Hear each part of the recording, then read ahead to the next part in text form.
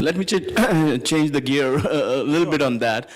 It's about the funding issue, and last couple of years, Stony Brook, for instance, have got much better fundings, but they're very targeted, specific to medical sciences and so on. So it comes with certain attachments with it. Not even from Jim Simmons? Sorry? Not even from Jim Simmons?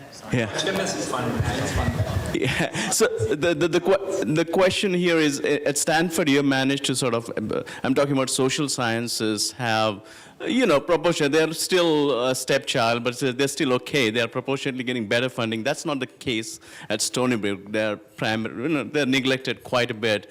What needs to be done? What's your advice for Stony Brook? A kind of question for President Stanley probably, but what needs to be done?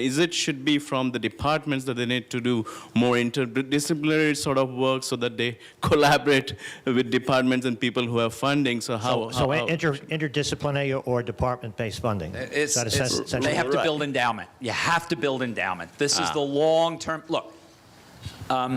Give us the pitch. Yeah, you have to build endowment. The long-term future of all universities, public and private, will depend on the ability to endow.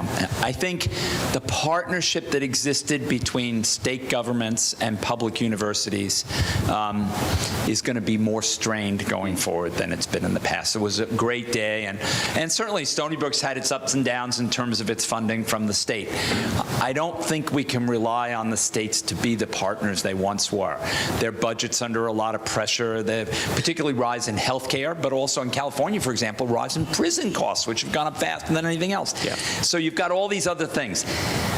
Going to have to build endowment for these universities so that the money is there to support the core mission, to provide scholarships, to provide support for students, as well as to provide support for faculty. And that's the way we think about doing it. We try to find support for faculty so that they have the money and have the time to go engage in their research as well.